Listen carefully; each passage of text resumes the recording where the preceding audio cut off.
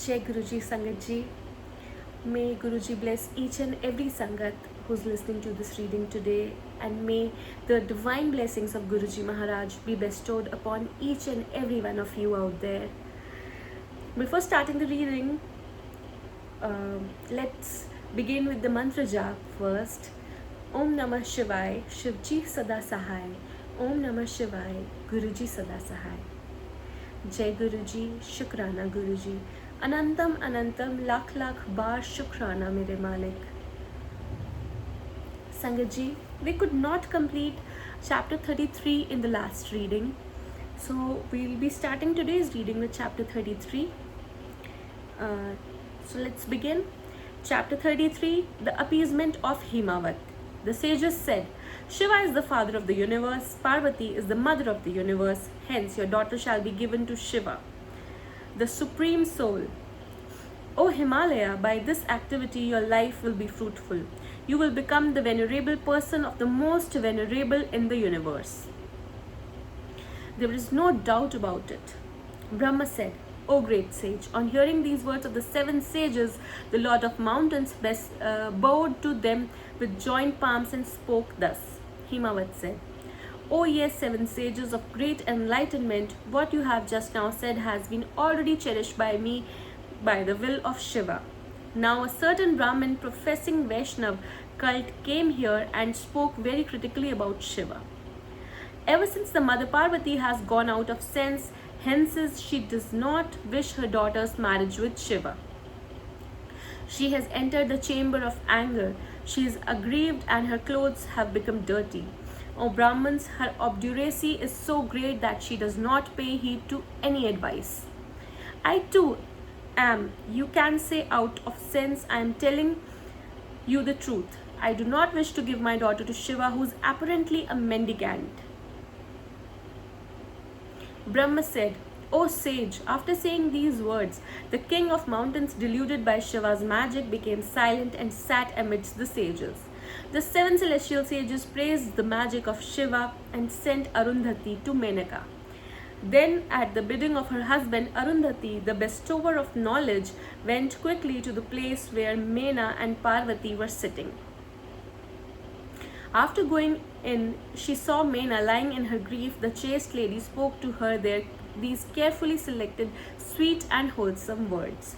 Arundhati said, O Menaka, get up. O chaste lady, I, Arundhati, have come to your house. The 7 sages of sympathetic nature have also come.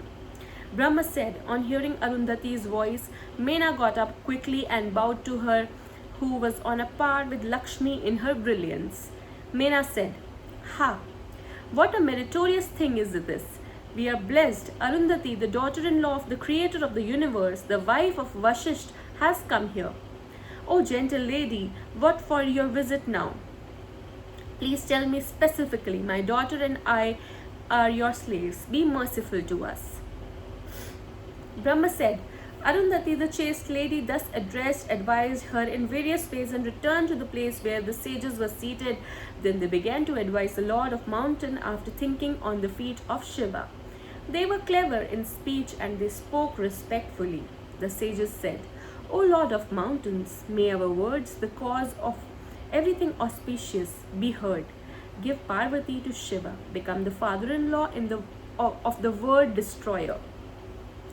For the destruction of Taraka, formerly Brahma requested Shiva, who is the Lord of all and who does not beg of anyone, to strive for this alliance. Shiva, the foremost of yogins, was not eager to marry, but since requested by Brahma, the Lord agreed to take your daughter. Parvati performed a penance and the Lord promised her. Thus, for these 2 reasons, the Lord of yogins wishes to marry her. Brahma said, on hearing the words of the sages, Himawat laughed, but he was a little frightened. He spoke with humility. Himawat said, I do not see any royal paraphernalia with Shiva. He has none to support him. He has no assets. He has no kinsmen. I do not wish to give my daughter to a yogi who is extremely detached.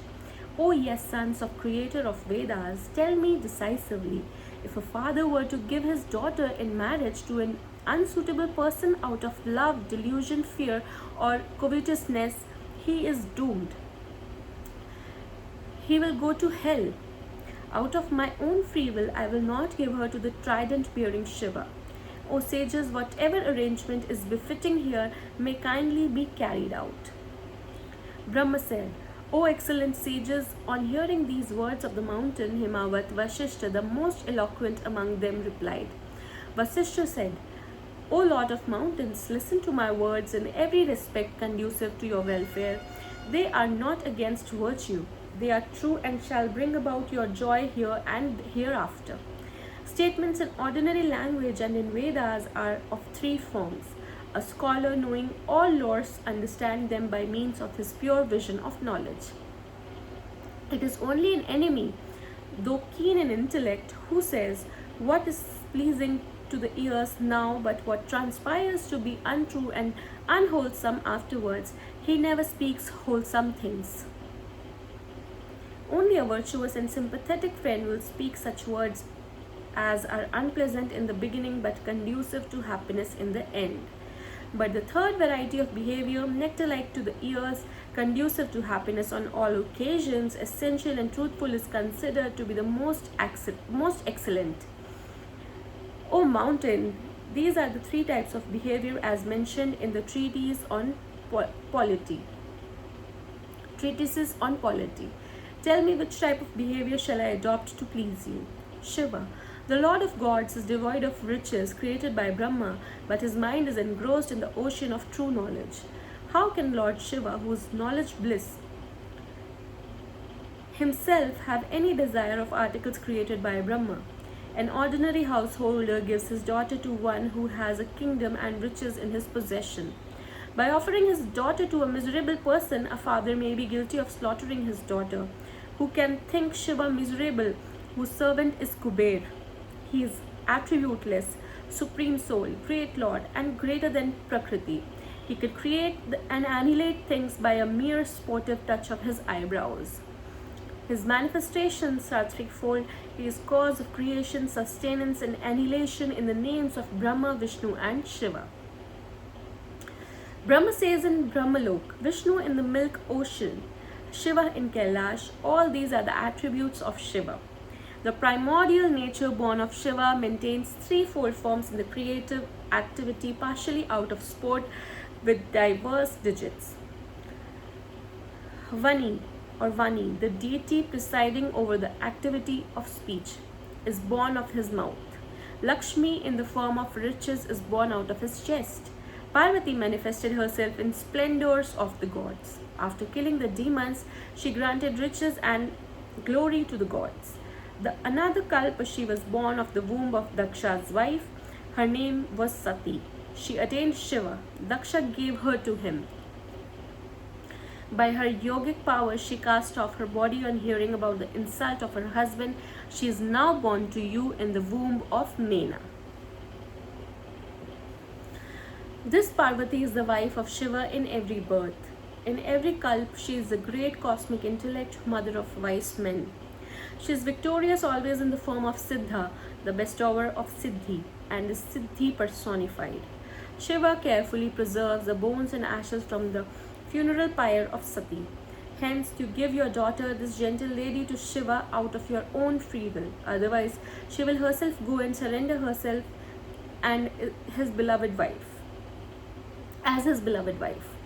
Taking the firm decision on seeing her innumerable sufferings, he came to the place of your daughter's penance in the guise of a Brahmin. After consoling her and granting her the boon, he returned to his abode. It was for complying with her request that Shiva requested you for the hand of Shiva, O mountain. Both of you had accepted the proposal as you were drawn by devotion to Shiva. O Lord of mountains, how is it that your mind has taken a somersault now? Please tell me. On being requested by the gods, the Lord has sent us, the sages and Arundhati, to you. O mountain, we instruct you plainly, by giving Parvati to Shiva, you will meet with great bliss. O Lord of mountains, even if you do not give Parvati to Shiva out of your own free will, the marriage will take place as a result of the inexorable workings of fate. O dear one, Shiva has already granted Parvati the boon at the time of her penance. A promise of Shiva cannot be turned topsy-turvy. Oh, even the promise of ordinary men acting under the guidance of Shiva cannot be transgressed in all the worlds. O mountain, what then about that of Shiva himself? Working single-handed, Lord Indra chopped off the wings of the mountain as though at play. Parvati too sportively broke the peak of Meru. All riches can be sacrificed, O Lord of mountains, for the sake of a single entity, but the eternal Shruti has it that one should forsake a single entity for the sake of a unit.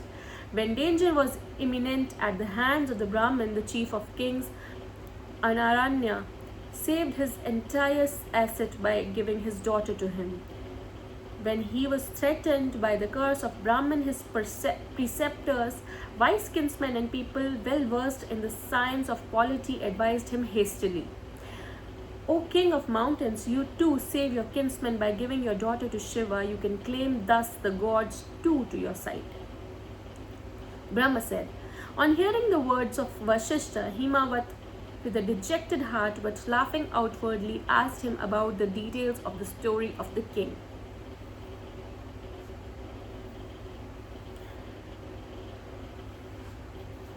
O Brahmin, what is the race to which the King Anaranya belonged? How did he save his assets by giving his daughter? Brahma said. On hearing these words of mountain, Vashishta became glad and told him the details of the interesting story of the king. Moving forward, chapter 34, the story of Anaranya. Vashishta said, the king Anaranya hailed from the race of the 14th Manu Indrasavarni. The great king Anaranya or Anaranya, born of Mangalaranya, was very strong. He was a special devotee of Shiva and ruled over the 7 continents. Having Bhragu as his priest, he performed 100 sacrifices. He did not accept the position of Indra even when offered by the gods. O Himawat, 100 sons were born to him and a beautiful daughter, Padma, who was equal to Lakshmi. O excellent mountain, he was more fond of his daughter than of his 100 sons. He had 5 queens who were endowed with great qualities and fortunes and were loved by him over and above his life. The girl entered the prime of her youth in her father's palace. The king issued letters of invitation for the requisition of good bridge grooms. In the meantime, the sage Pippalada, eagerly hastening back to his hermitage, saw a certain Gandharv in an isolated place in the Penance grove. The Gandharv was an expert in the science of erotics. He was in company of a woman. He was therefore completely submerged in the ocean of pleasure, sexual dalliance, and was lusty. On seeing him, the great sage became very lustful. He lost interest in penance and began to think of acquiring a wife. Thus the good sage spent a long time with his mind utterly agitated by pangs of love. Once, while the good sage was on his way to the river Pushpabhadra for taking his bath, he happened to see the young maiden Padma, who was as charming as goddess Lakshmi. The sage asked the person standing by, "Who is this girl?" The people, afraid of the curse, bowed to the sage and replied, "This excellent lady, the repository of all good qualities, is the daughter of Anaranya and is called Padma. She is another Lakshmi. She is being wooed by great kings." On hearing the words of people who spoke the truth, the sage became much agitated in the mind and was eager to possess her. On mountain, the sage took bath and worshipped his favorite deity Shiva. Duly, the lustful sage went to the council chamber of Anaranya for the sake of alms. Immediately after seeing the sage, the king was struck with awe and bowed to him. He offered him homage Madhuparka and devotedly worshipped him. Out of love, the sage accepted everything and ultimately requested for the hand of his daughter. The king kept quiet, being unable to give any decisive reply. The sage repeated the request, saying, "O great king, give me your daughter. Otherwise, in a trice, I will reduce everything to ashes." The king and his attendants were overwhelmed by the splendor of the sage. Staring at the old emaciated Brahmin, they began to cry. The queen, not the queens, knowing not what shall be done, lamented. The chief queen, the mother of the girl, fell unconscious in the excess of her grief. The brothers of the girl were agitated with sorrow. O Lord of mountains, everything and everyone connected with the king was overwhelmed with grief. In the meantime, the wise Brahman, the excellent preceptor of the king, as well as his intelligent priest, came there. The king bowed to them and paid homage. He cried before them, he explained to them everything and asked them what was the proper step to be taken immediately. The Brahmin, the preceptor of the king, and the scholarly priest were experts in sacred lore and polity. They advised the king in that matter. The preceptor and the priest said, "O wise king, listen to our beneficial words. Do not be anxious. In the company of your kinsmen, turn your good attention to the sacred texts. O king, whether today or after a year, the princess is to be given to a deserving person, a Brahmin, or anyone else. In the three worlds, we do not see more deserving person than this Brahmin. Give your daughter to this sage and save your riches. O king, if all riches face the danger of destruction due to one object or person, the wise man saves everything by abandoning that object or person, unless it be that who has sought refuge." Vashishta said, on hearing the words of the wise king, the king lamented again and again, but ultimately offered his daughter fully bedecked in ornaments to the excellent sage. O mountain, accepting and marrying the beautiful maiden Padma on a par with goddess Lakshmi, in accordance with holy laws, the delighted sage returned to this abode. After giving her daughter to an old man, the king was much dejected in mind. Abandoning everything, he went to the forest for performing penance. O mountain, when the king went to the forest, the queen passed away due to the pangs of separation from her husband and daughter.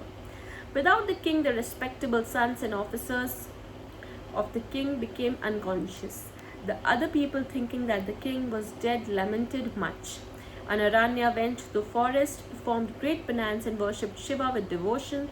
In the end, he attained Shivalok, free from all ailments. The eldest son of the king, Kirtiman, virtuously ruled over the kingdom and tended the subjects like his own children. Thus, O mountain, I have narrated to you the auspicious story of Anaranya, how he saved his race and his wealth by offering his daughter to the sage. O king of mountains, you too give your daughter to Shiva, save the entire family, and keep even the gods under your control.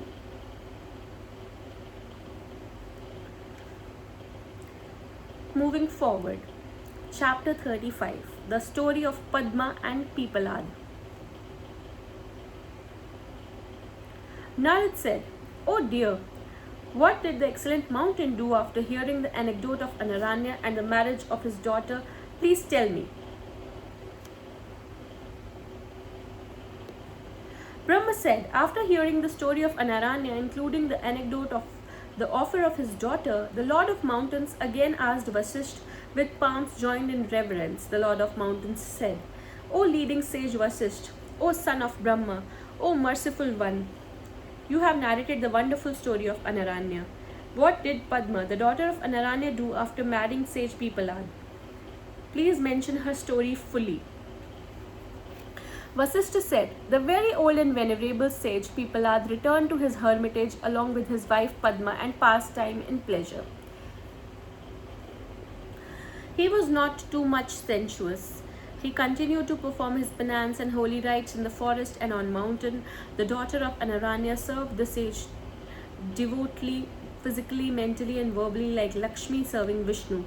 Once Dharma assumed the guise of a king by his magical power and happened to see on the way that lady of gentle smiles going to the celestial rivers for her holy dip. The Lord Dharma was seated in a beautiful chariot studded with gems. He was bedecked in many kinds of ornaments. He was in the prime of fresh youth, glorious and lustrous like the Cupid. On seeing Padma, he spoke thus in order to know the innermost feelings of the sage's wife. Dharma said, "O beautiful woman, you are Lakshmi herself. You are charming, you are worthy of a king. You are in the very prime of youth, you will be ever young. You are a lovely, sweet lady. I am telling you the truth, O slender-limbed lady. You lack luster and color in the presence of Sage Pippalada, who is old and weak. Cast off the ruthless old Brahman, always engaged in penances. Look up to me, a great king, heroic in sexual dalliance and agitated by karma.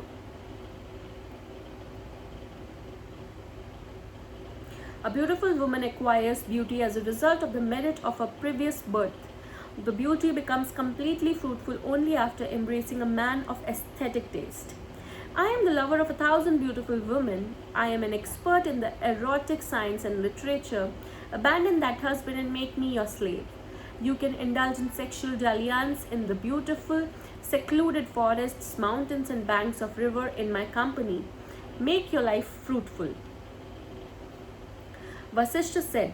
Saying this, he got down and was eager to catch her hands. The chaste lady then addressed him thus. Padma said, "Away, away, go away, you sinful king. If you cast your lustful ogles at me, you will be doomed in a trice. How can I resort to you, lecherous and mad after women, after forsaking the excellent sage Pippalada, whose body is sanctified by austerities? By the very touch of a person under the influence of women, all merits are destroyed. He is a great sinner. His very sight promotes sins. Even if he performs holy rites, a person succumbing to the wiles of women is always impure. The manes, the gods, and all men despise him. Of what avail is knowledge, penance, repetition of sacred mantras, sacrifice, adoration, learning, and charitable gift to him who is handpicked? Since you spoke to me, viewing me with the feelings that I am your wife, although I ought to have been viewed as your mother, you will have a gradual decline as a result of my curse." Vashishta said, on hearing the curse of the chaste woman, O Lord of mountains, Dharma cast off the guise of a king and assumed his real form. Tremblingly, he spoke thus. Dharma said, "O mother, know me as Dharma, elderly and venerable to men of wisdom and preceptors. O chaste lady, I always consider others' wives as mothers. It was to know your innermost feelings that I approached you. I knew your mind. Still, I was urged by fate. Only proper suppression, not the contrary, is carried out by you. Chastisement of those who go astray from the right path is carried out by Shiva himself. Obeisance to Shiva, who distributes happiness, misery, boons, prosperity, or adversity on all. Obeisance to Shiva, who can make people enemies or friends, create affection or quarrel, to generate or destroy things. Obeisance to Shiva, who has made milk white, who has bestowed chillness on water and heat on fire. Obeisance to Shiva, by whom the primordial nature of principles, Mahat, etc., Brahma, Vishnu, Shiva, and others are created." Brahma said, after saying thus, Dharma, the most venerable god in the universe, stood in front of her, stunned by delighted at her chastity, but he did not say anything.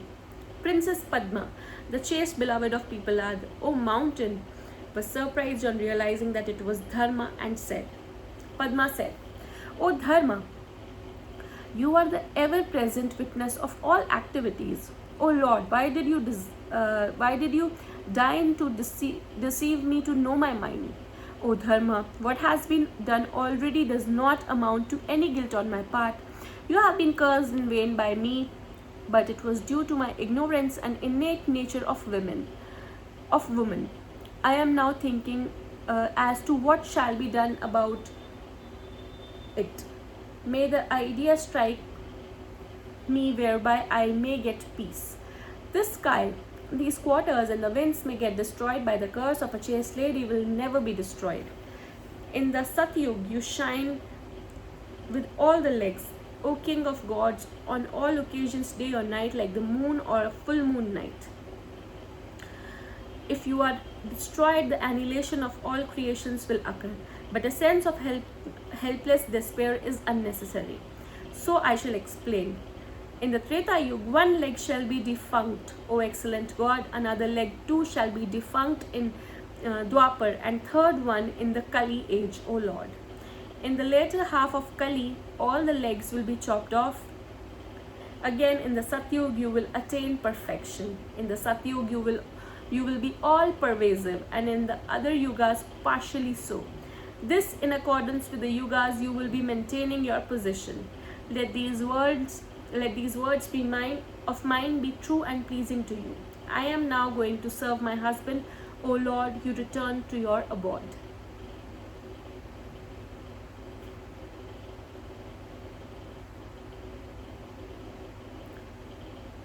On hearing her word, Dharma became delighted. Then Dharma, the son of Brahma, spoke to the chaste lady who had been speaking to him.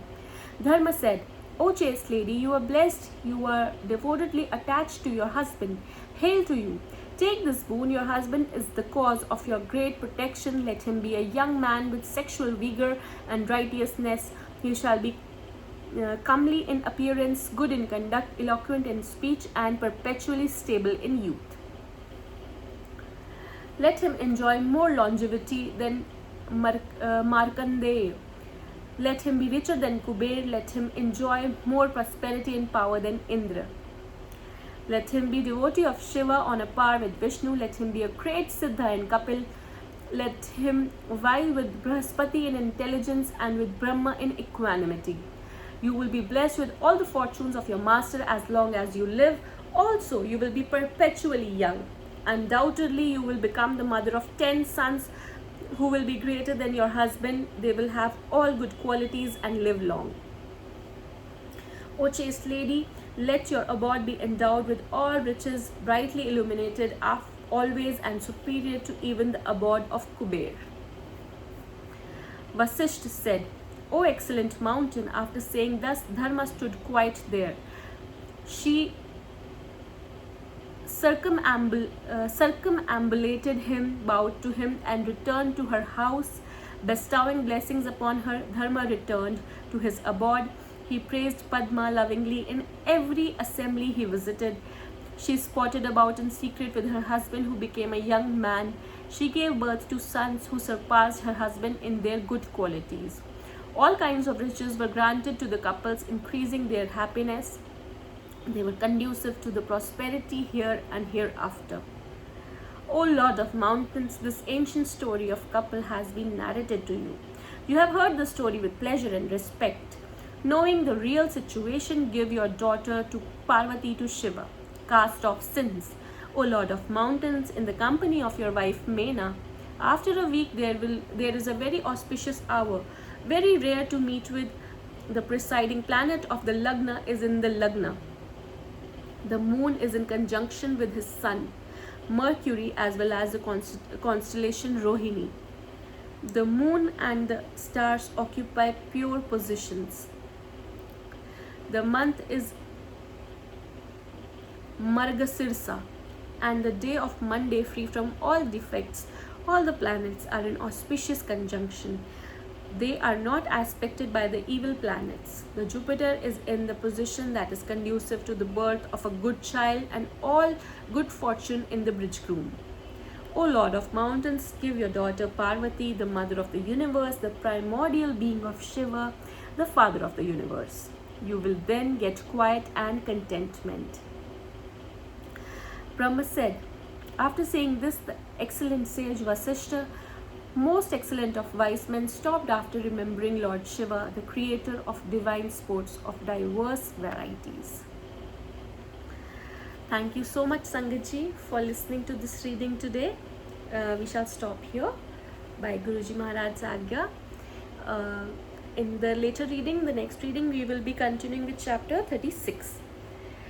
So once again, like the way we began, we will end this beginning with mantra jap. So Om Namah Shivaya, Shivji Sada Sahai. Om Namah Shivaya, Guruji Sada Sahai. Jai Guruji, Shukrana Guruji, Anantam Anantam, Lakh Lakh Bar Shukrana Mere Malik. So thank you so much, Sangatji, for listening. May Guruji's blessings be bestowed upon each and every one of you. Thank you so much. Jai Guruji.